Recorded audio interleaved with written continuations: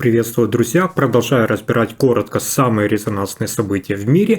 Начну с важной новости. Соединенные Штаты Америки ввели новые санкции против Российской Федерации, которые уже вызвали широкий резонанс. В обновленный санкционный список попали 4 физических лица, 3 юридических лица и 1 сухогруз, который, по мнению американских властей, участвовал в незаконных поставках украденного зерна. Хочу обратить внимание на официальную причину данных санкций. Формально они введены под предлогом борьбы с терроризмом, однако реальные основания, озвученные американскими чиновниками, связаны с нелегальной кражей зерна с временно оккупированных территорий Украины и его последующей отправкой в Йемен.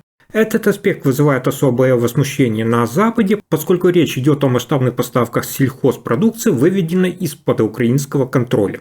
В числе попавших под санкции лица связаны с Саидом Аль-Джамалем, иранским финансистом, который возглавлял сеть подставных компаний и судов.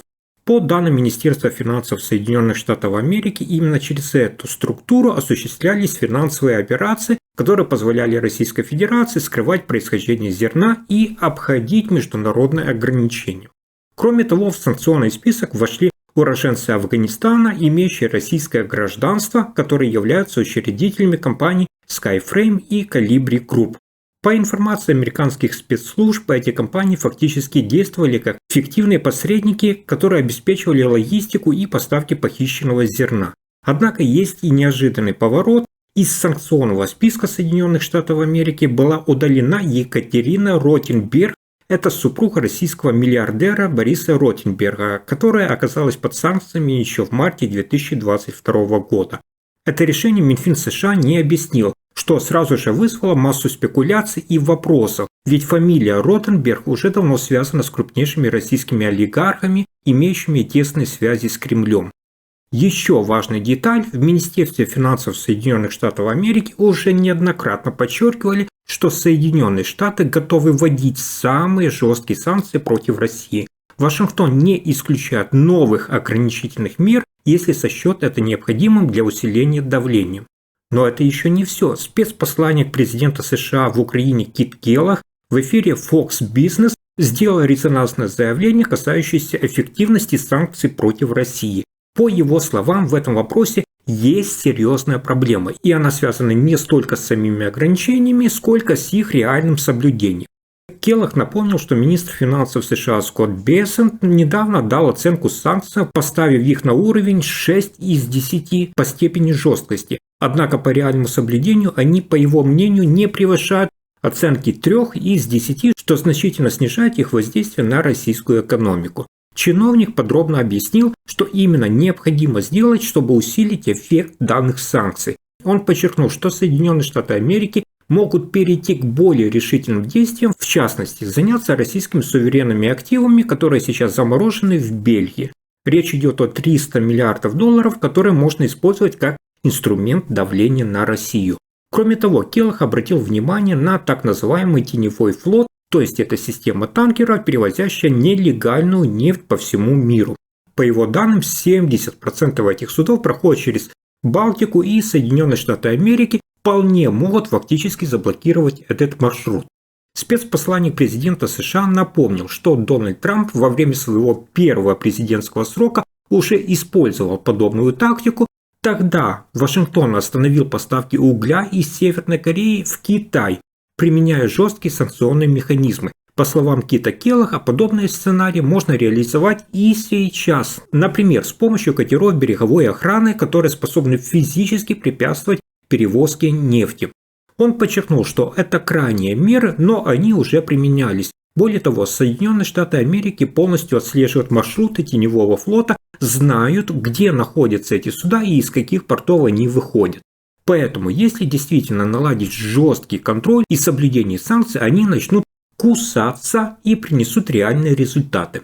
В заключение Кит Келлах уточнил, что главная цель Соединенных Штатов Америки сейчас заставить обе стороны сесть за стол переговоров. Вашингтон стремится к тому, чтобы Украина и Россия пришли к полному перемирию. Однако, по его словам, сделать это без жесткого давления на Москву крайне сложно. Следующая ошеломляющая новость – это спецпредставитель Путина направляется в Вашингтон для обсуждения снятия санкций и улучшения отношений между Москвой и Соединенными Штатами Америки.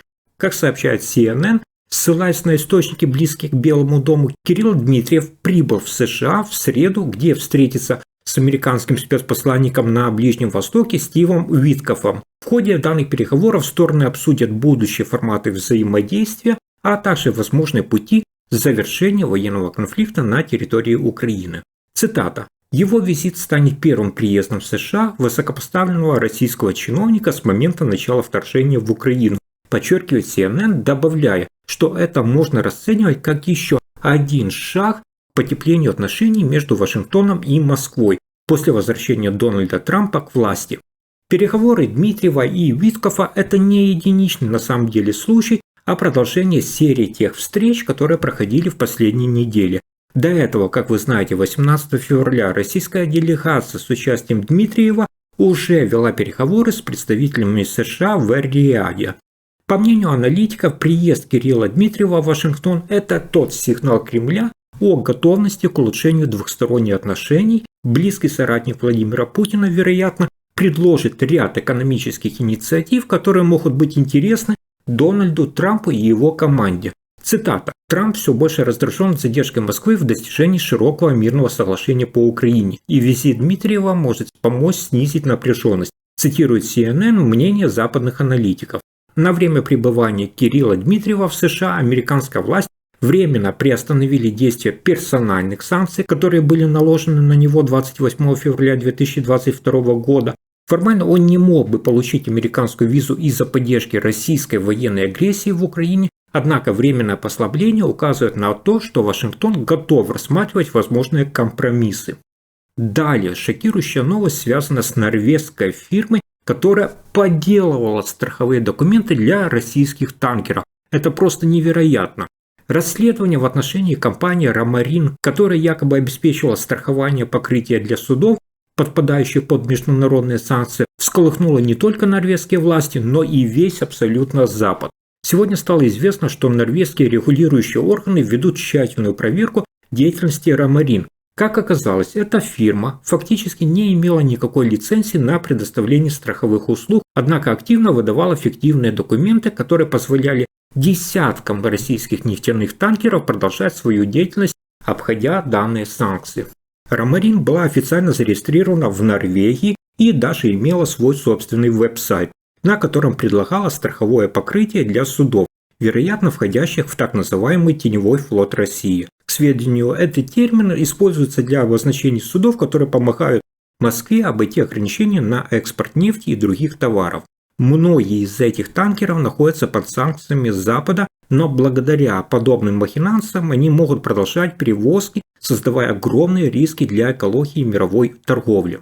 Норвежское управление финансового надзора официально заявило, что «Ромарин» не было зарегистрировано в качестве страхового поставщика, что означает, что все выданные фирмой страховые полисы фактически являются недействительными. Это открытие вызывает серьезные вопросы о том, сколько российских танкеров сейчас курсируют с фальшивыми документами, не имея реального страхового покрытия на случай аварии, разливов нефти и других катастроф. Западные страны уже вводили санкции против сотен суден, подозревая, что Россия использует их для скрытых перевозок нефти в обход ограничений, однако данный случай привлек особое внимание, поскольку речь идет не только о перевозках, но и о подделке западных страховых гарантий. «Ромарин» пыталась создать иллюзию, будто российские танкеры застрахованы по всем международным стандартам, хотя в реальности, как вы понимаете, эти документы не имели юридической силы. Дополнительный скандальный факт в этом деле – это личность владельца «Ромарин». Как выяснилось, компания полностью принадлежит, кому вы думаете, гражданину России Андрею Мачалину. Этот человек ранее работал в норвежской страховой компании «Хайдар», что дает основание подозревать, что он мог использовать свои профессиональные связи и знания, чтобы создать схему подделки страховых документов. Расследование сейчас продолжается, и теперь норвежские власти пытаются выяснить, сколько танкеров получили фальшивые страховки и кто еще мог быть вовлечен в эту аферу. Еще одна невероятная новость из Соединенных Штатов Америки. Бывший кандидат в президенты США от Демократической партии Кори Букер устроил исторический протест в Сенате, начав свою марафонную речь в понедельник в 19:00 и не прерываясь до 19:00 вторника, Просто потрясающе. Таким образом, он побил рекорд сенатора Строма Термонта, который в свое время пытался заблокировать принятие закона о гражданских правах для афроамериканцев, используя подобную тактику. Политик из Нью-Джерси подчеркнул, что именно благодаря борьбе за равные права он сегодня может выступать в Сенате, несмотря на усилия таких людей, как Термонт, которые когда-то пытались лишить его сообщества голоса. В своей речи Букер заявил, что его акция – это протест против Дональда Трампа, который, по его мнению, ввел страну в кризис и представляет угрозу для американской демократии и Конституции. Цитата: «Я искренне верю, что наша страна переживет тяжелый кризис. И дело не только в партийных разногласиях. Ко мне в офис приходят тысячи людей, испытывающих боль и страх. Людей, чьи жизни перевернулись вверх дном. И многие из них республиканцы», – эмоционально заявил Букер. В течение 24 часов он затронул огромное количество тем: война в Украине, разрушение Трампом американского агентства по международной помощи USAID, угроза урезания социальных выплат, неправомерной депортации иммигрантов в тюрьмы Сальвадора, а также массовое увольнение, инициированное Илоном Маском. На завершающем этапе своего выступления сенатор Букер обратился ко всем американцам со словами легендарного борца за права человека Джона Льюиса, призвав граждан создавать правильные проблемы, чтобы спасти душу нации. Это моральный момент, здесь не важно, левый ты или правый, важно только одно: что правильно, а что нет, завершил он свою речь. Поддержка среди демократов была мощной, многие однопартийцы задавали вопросы Букеру, помогая ему держать ритм выступления. На короткое время речь даже была приостановлена ради традиционной молитвы, но Букер не покинул трибуну, не сел и не притронулся к еде. Когда сенатор приблизился к рекорду, в галерее Сената собралась огромная толпа зрителей, а в социальных сетях за его выступлением следили сотни тысяч человек. Только на платформе X, это бывшая Twitter, в пиковый момент трансляции его речи смотрело более 1 миллиона пользователей. Друзья, теперь очередь за вами. Обязательно пишите в комментариях ваше мнение. Если вам понравилось видео с короткими мировыми новостями, поддержите лайком мой труд. Подписывайтесь, чтобы не пропустить новые выпуски. До встречи и хороших вам новостей!